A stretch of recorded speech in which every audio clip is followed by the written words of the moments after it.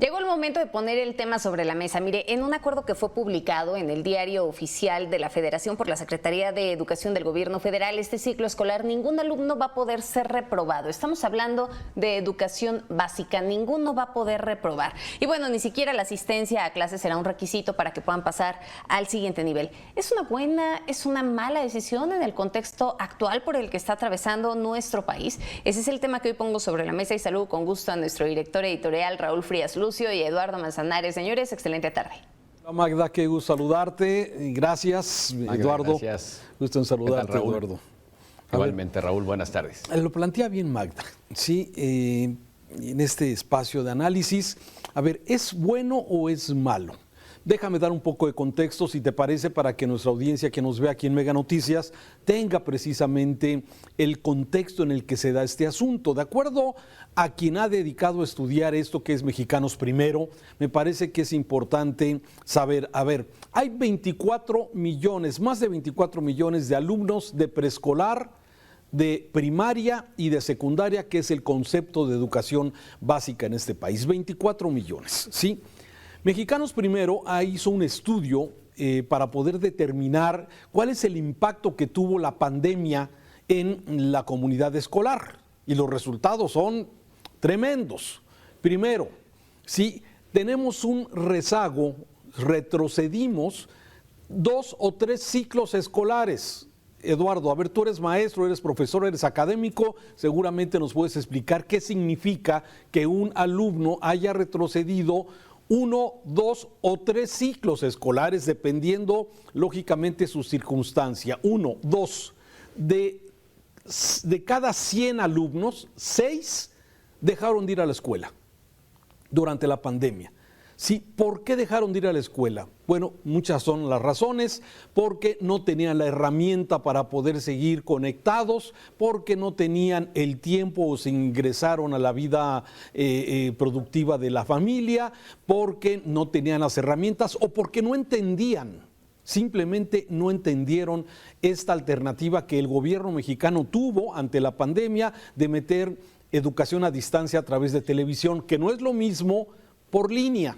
Tú que eres maestro y seguramente nos lo vas a explicar muy bien este tema. O sea, no es lo mismo ver un programa de televisión, Eduardo, a que tú tengas una interacción a través de Zoom, a través de Meet, a través de este esquema de Internet con tus maestros y tus compañeros. Entonces, claro, digamos, son unos primeros resultados de este tema.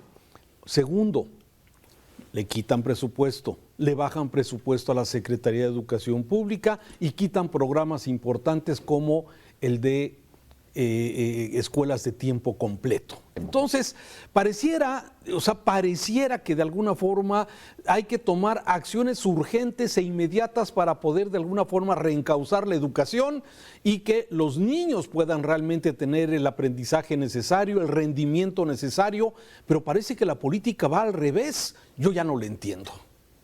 Es una política educativa errónea, Raúl. Déjame tratar de darle respuesta a esto que Mexicanos por la Educación dio a conocer.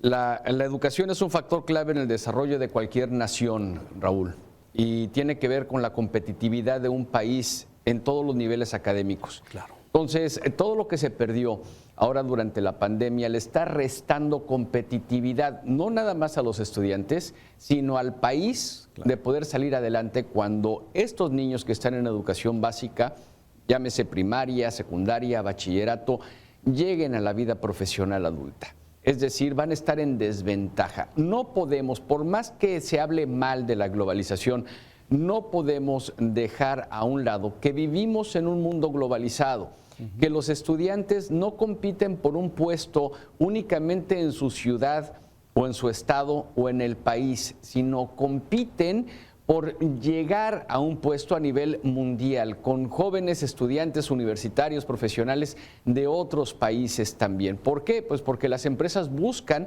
también esa competitividad y buscan también crecer a través del desarrollo del conocimiento de los seres humanos. Entonces, Raúl, ahí estamos en retroceso.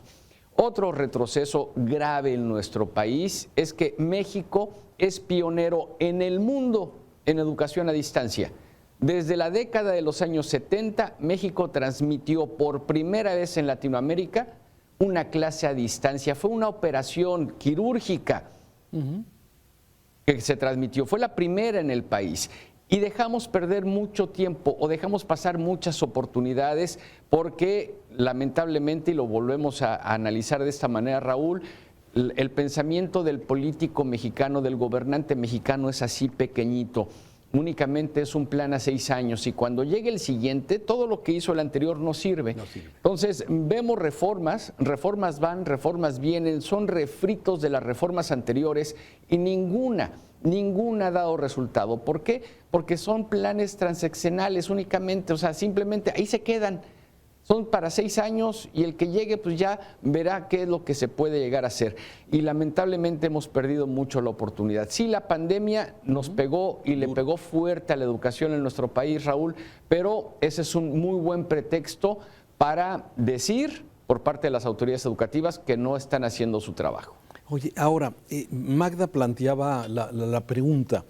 El que no haya reprobados de acuerdo a este acuerdo de la Secretaría de Educación Pública en este año escolar, y quiero señalarlo en este ciclo escolar, porque el mismo decreto señala que en los siguientes se regresaría desde luego al esquema normal o se valoraría. Entonces es probable que la Secretaría de Educación esté de alguna forma planteando que ya no haya reprobados. Ahora, ¿eso qué efecto puede tener? Ante una situación de rezago importante, una deserción escolar importante, ¿sí? En donde la brecha entre los que así entienden y tienen recursos para poder de alguna forma conectarse y esa brecha de los que nada tienen, que se sigue ampliando lamentablemente, y hablo de educación. Entonces, ante estos factores, rezago, deserción, y se amplía la brecha educativa entre los que tienen conocimiento y los que no pueden tener conocimiento porque no tienen las herramientas, ¿es conveniente esto de que no haya reprobados este ciclo escolar o vamos a seguir generando, le estás quitando el estímulo al estudiante y a los maestros de esforzarse por dar una mejor clase y los alumnos por aprender mejor? Claro, le está restando competitividad, Raúl. Mira, es un grave error, ¿y por qué digo que es un grave error? Que lo reconozca abiertamente ya la Secretaría de Educación Pública, porque esto se hacía de facto, pues. Se hacía de facto, sobre todo era una indicación a los profesores no reprobar a los estudiantes y pasarlos al siguiente nivel a como dé lugar. Y había un acuerdo entre los profesores que si, a ver, mi alumno reprobó, yo debo tener un plan, presentárselo a la Secretaría de Educación de cómo voy a recuperar los aprendizajes de ese niño que reprobé yo, en coordinación con el maestro que sigue. Obviamente decía el maestro que sigue, espérate, no es mi responsabilidad, no lo voy a hacer yo y es un trabajo adicional para el maestro que reprobó. Luego entonces, ¿qué hacían?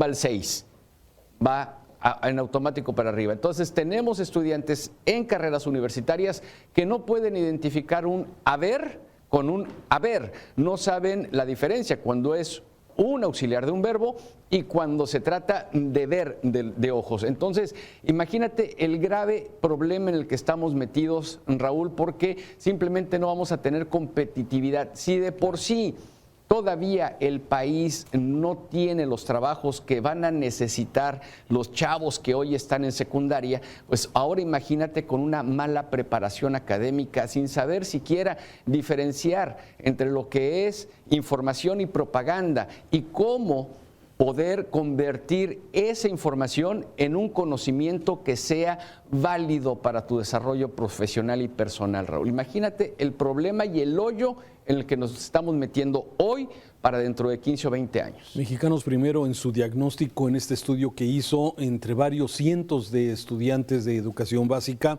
detectaba 2 problemas principales. Uno, que era la lectura, la comprensión de la lectura. Sí, el problema es ese, que muchos alumnos, sí, leen, pero no están entendiendo, no están comprendiendo lo que están leyendo. Y el otro rezago importante es especialmente en matemáticas, en cómo funciona, cómo opera la lógica matemática, que a muchos nos ha costado mucho trabajo a través del tiempo entender precisamente cómo funcionan las matemáticas, y muchos le rehuyen a las matemáticas cuando, bueno, quizás no un buen método de enseñanza. Ya me parece que el punto clave en esto que tú estás mencionando es, Si estamos con rezago, si tenemos deserción, si no tenemos comprensión, si se nos dificultan las matemáticas, ¿qué hay que hacer? Más horas, más preparación, más escuelas de tiempo completo. Pero fíjate qué cosa tan extraña. Antes el ciclo escolar se decía tenía que tener 200 días efectivos de clases. Ahora es de 180. O sea, más vacaciones, menos clases, menos horas. Y ya no hay la exigencia de por lo menos tener una mejor o una calificación aprobatoria. Me parece que sí, pudiera parecer que está justificado que ante el rezago y la deserción se justifique que no haya reprobados, pero me parece que se pierde con el incentivo que tú bien has señalado en este planteamiento que estamos haciendo. Sí, mira, a lo mejor va a sonar contradictorio a lo que tú acabas de decir, Raúl, sin embargo, mi experiencia me lo dice. No son las horas que pasas en el aula, sino lo que el docente puede hacer con el conocimiento que está compartiendo, independientemente del tiempo que pase en el aula. Los grandes países que están siempre en los primeros lugares en educación, hay algunas diferencias, sin embargo, estamos hablando de casos exitosos. Por ejemplo, Finlandia está reduciendo sus horas clase, pero Corea del Sur las aumenta. ¿Cuáles son los riesgos? Corea del Sur tiene la tasa de suicidios más alta en adolescentes por lo competitivo que es su educación. Finlandia tiene uno de los jóvenes más felices del mundo. Sin embargo, los dos están en muy buen nivel educativo. Entonces, ¿cuál es el punto medio? Pues tratar de encontrar el contexto mexicano y cómo poder hacer que en el aula realmente se aprenda, que el estudiante realmente adquiere ese conocimiento o que la información que recibe la convierte en conocimiento. Claro. Desde mi punto de vista, yo lo he hecho en el aula, Raúl, 15 minutos de clase, no una clase de 15 minutos, 15 minutos de clase es suficiente para poder enseñarle al alumno lo que necesita saber y posteriormente llevarlo a la práctica. Interesante tu experiencia en este sentido y bueno, por lo pronto ahí está un tema que sigue siendo polémico y que la pregunta es si el gobierno está enfocado, realmente hay un interés en que tengamos alumnos mejor preparados, mejor capacitados y que tengan también este elemento igualitario, que todo alumno, sea de un nivel socioeconómico alto, sea de un nivel socioeconómico bajo, con acceso a internet, con acceso a las tecnologías, pueda tener también en una aula, en un salón, esa equidad para poder desde luego aprender y desquitar. Así es que bueno, así las cosas con este tema, seguramente seguirá siendo más polémico. Eduardo. Así es, Raúl. Mi conclusión es de que no vamos a llegar a ningún lado no reprobando a los alumnos. A veces se tiene que hacer, duele, pero se tiene que hacer. Es mejor recuperar el ciclo escolar, dejarlos donde estaban y volver a empezar. Gracias, Eduardo. Un saludo. Muy buenas tardes. Un saludo, Raúl. Un abrazo. Gracias. Les recuerdo que usted puede ver este podcast en nuestras diferentes plataformas, en Spotify, en Apple Podcasts, en Google Podcasts y en Amazon Music. Así es que lo invitamos para que pueda volver a escuchar o recomiende desde luego este podcast con sus amigos y familiares.